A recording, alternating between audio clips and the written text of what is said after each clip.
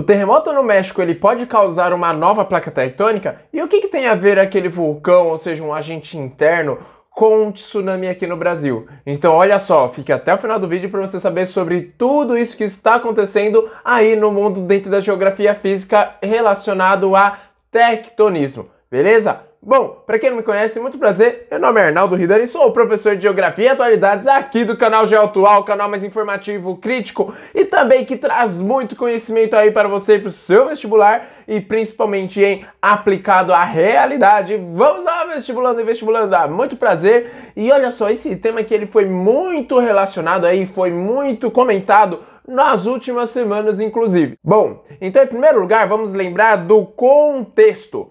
Esse contexto está relacionado com as zonas de contato entre placas tectônicas. Nós temos três tipos de contatos. O primeiro que ele é o convergente, onde duas placas tectônicas elas acabam se encontrando. Nesse exato momento nós vamos ter o que? Uma zona de subducção. O que é isso, Arnaldo? Então vamos lá. A zona de subducção é quando uma placa tectônica ela vai para baixo e a outra soergue. Essa placa que está mergulhando, geralmente é uma placa mais densa. Geralmente essa placa tectônica, ela é oceânica. E a que sobe, geralmente ela é a continental, é a placa menos densa. Por que você precisa saber sobre isso? Sabe os Andes? Sabe o Himalaia? Sabe os Alpes suíços? Todos eles são dobramentos modernos. São os relevos muito recentes que têm uma riqueza mineral muito grande, assim como os escudos cristalinos, só que esses relevos eles são muito altos. Por que esses relevos eles são muito altos, Arnaldo? Porque, claro, eles acabaram de se formar diferente dos escudos cristalinos. Inclusive, olha só, os dobramentos modernos eles acabam acontecendo devido à orogênese, ou seja, ao surgimento do relevo. Já os escudos cristalinos, que tem muito ferro, por exemplo, eles vão ser formados pela erosão. Agora nós vamos ter uma zona de contato divergente, ou seja, duas placas tectônicas acabam se separando, formando primeiro um rift, tá bom? Assim como acontece lá na África, o Rift Valley. Depois nós vamos ter o quê? Uma formação de um mar, possivelmente um mar fechado, tá bom? Por exemplo, o Mar Cáspio. Depois nós vamos ter um mar aberto, por exemplo, o Mar Mediterrâneo, tudo bem? O Mar Vermelho. E por fim, nós teremos o quê? A formação de um oceano. Por exemplo, o Oceano Atlântico, que lá no comecinho, antes ele começou como um rift, ao separar a África da América. É sério isso, Arnaldo? É sério. Então assim, esse é o processo e o relevo que acaba acontecendo. E olha só, hein? Falando em relevo, não se esqueça que no meio de uma placa divergente, nós vamos ter o quê? As dorsais mesoatlânticas. Ou melhor, a dorsal mesoatlântica que fica, claro, no Oceano Atlântico. E o que são as dorsais? As dorsais, elas são montanhas que ficam no meio do oceano, tudo bem? E olha só, nós temos um terceiro tipo, então, de zona de contato, que é a tangencial ou a transformante. Qual que é essa? Essa daqui é quando duas placas tectônicas elas estão se esfregando, ou seja, se encostando, e vai ter uma atividade tectônica também, claro, terremotos. Mas, olha só, veja bem isso. Todas essas ações, todo o tectonismo, ele acontece em alguma dessas zonas de contato entre placas. E lá no México acabou despertando a curiosidade dos pesquisadores e até mesmo o receio de ter acontecido um leve detalhe.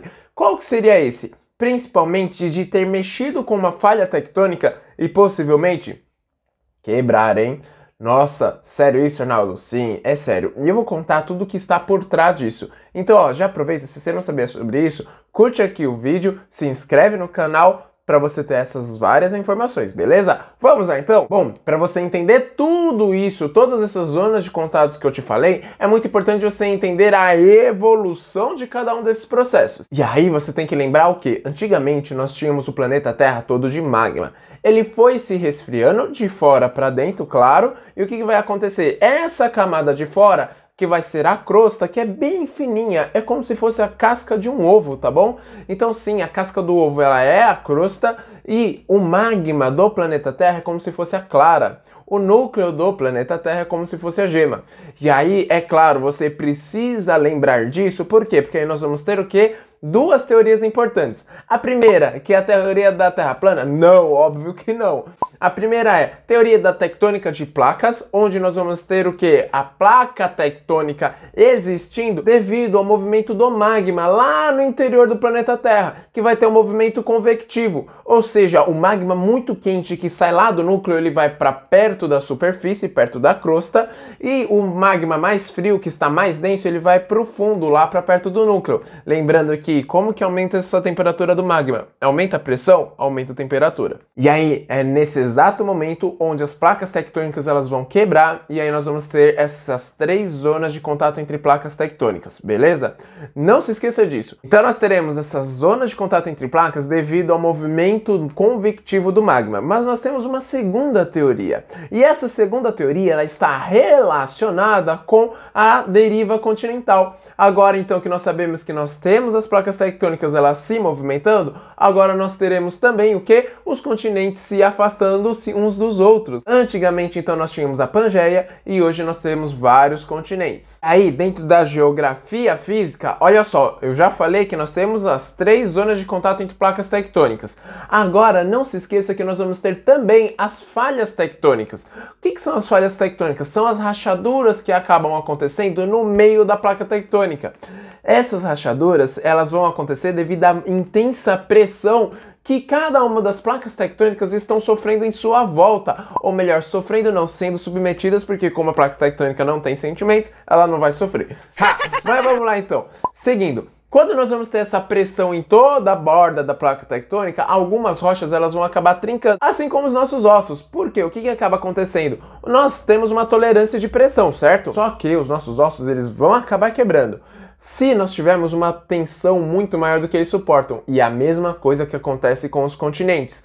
Então, no meio dos continentes, ou melhor, no meio das placas tectônicas, tá bom? O continente ele pode estar na borda de placa tectônica. Então, quando nós temos no meio de uma placa tectônica, nós podemos ter falhas, nós vamos poder ter quebras. Essas quebras, elas não costumam ser na placa inteira, tá bom? São apenas em alguns lugares que nós vamos chamar de falhas tectônicas, juntas de alívio ou juntas de pressão. Então são esses 3 termos chatos que infelizmente você pode achar na sua prova do vestibular, beleza? Mas para que servem essas falhas tectônicas? Para aliviar a pressão, ou seja, toda hora está acumulando pressão, assim como uma panela de pressão, mas tem uma hora que o planeta Terra ele precisa liberar essa pressão, assim como quando você está bravo ou brava, uma hora você vai ter que explodir. Então o que acontece? Nessa hora da explosão, nós vamos ter um leve abalo sísmico que nós chamamos. E esses abalos sísmicos, eles acabam acontecendo no meio da placa tectônica. É por isso que no Brasil nós não teremos terremotos, mas sim abalos sísmicos. Presta atenção que isso é importante para o seu vestibular. Você não vai falar que nós temos o quê? Terremoto no Brasil, apenas abalos sísmicos. Então aqueles tremores de terra que vivem acontecendo aqui, ou é reflexo de algum terremoto que aconteceu longe, ou então é alguma falha tectônica que se movimentou.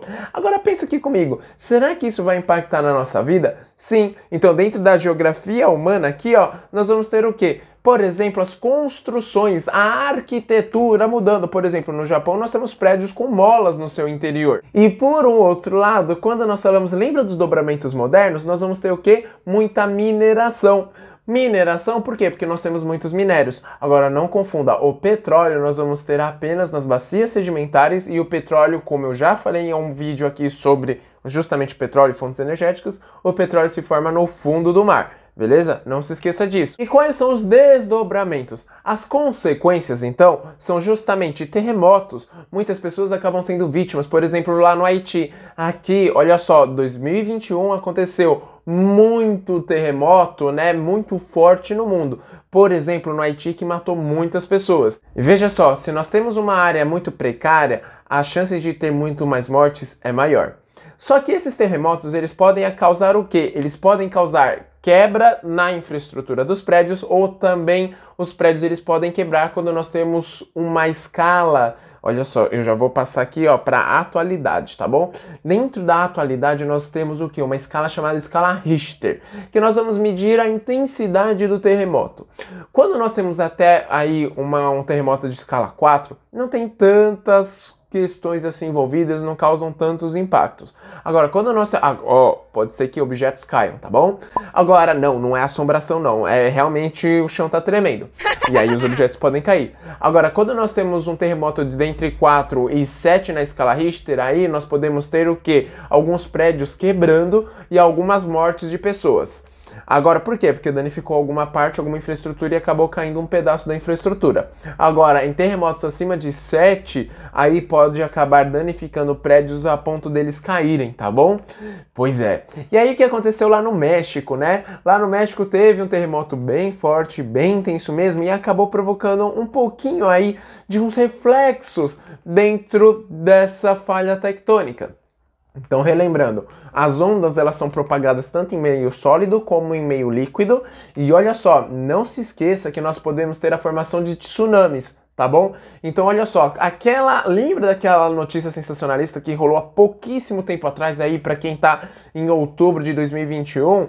O que acaba acontecendo? Aquela notícia de que, olha só, parece que o Brasil ele vai ser inundado por um tsunami. Será que isso pode ser verdade?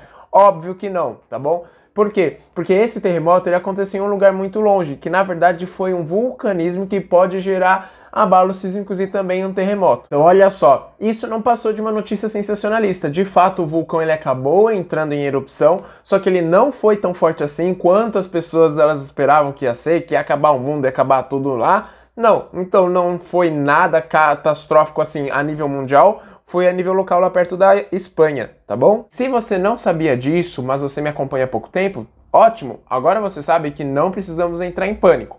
Agora, quanto ao México, o que pode acontecer? Esse terremoto ele foi tão forte, mas tão forte, foi aí acima de 7 graus o terremoto, que ele pode ter mexido aí na infraestrutura. Mas então, Arnaldo, será que pode acontecer um novo continente aí, alguma nova placa tectônica? Por enquanto não, mas os cientistas eles estão olhando para ver se essa falha tectônica ela acabou aumentando, tá bom? Se ela aumentar, por exemplo, se nós tivéssemos um terremoto aí, o mais forte que nós encontramos até agora foi 9.4, 9.5 na escala Richter. Se fosse algo muito maior, possivelmente, por exemplo, 12, 15, sei lá, na escala Richter não tem limite, tá bom? Aí possivelmente nós teremos alguma coisa assim. Pode ser que a rachadura ela tenha aumentado, mas nós precisamos olhar para ver se essa falha tectônica ela não vai se mexer um pouquinho mais, quebrar ou aumentar a sua intensidade, tá bom? E olha só, vamos entrar um pouquinho agora dentro da crítica. Olha só, muitas pessoas acabam morrendo devido à desigualdade social e, claro, né, muitos países pobres acabam não conseguindo construir infraestruturas de qualidade. E além disso, as pessoas elas acabam entrando em pânico e achando que não, eu preciso abandonar tudo, olha só, o mundo vai acabar, pessoas podem se matar. Lembra que em 2012 muitas pessoas se mataram, inclusive achando que o mundo ia acabar? Pois é, não é mesmo? Então nós não temos muitas pessoas aí, olha só, nós temos que trabalhar a inteligência e principalmente inteligência emocional, tá bom? Não é burrice, é inteligência emocional. Isso é algo que é discutido hoje e muitas pessoas infelizmente acabam falando que é bobagem. E olha só, é um tema para um próximo vídeo. E olha só, não se esqueça do seguinte, vestibulando, vestibulanda. Quando nós vamos ter o quê? Países fazendo propostas de evacuação de cidades, assim como ocorreu na Espanha, por exemplo, que por enquanto tem 5 mil habitantes que foram evacuados, mas possivelmente vai aumentar para 10. Então, claro, né, nos países onde são mais organizados, você vai ter isso, e claro, né, os países mais ricos. Mas os países pobres, isso não seria a realidade, beleza? Bom, espero que eu tenha respondido tudo. Não esquece aqui de curtir o vídeo, se inscrever no canal e compartilhar com seus amigos e suas amigas. Vestibulando e vestibulanda, bons estudos e até a próxima. Tchau, tchau!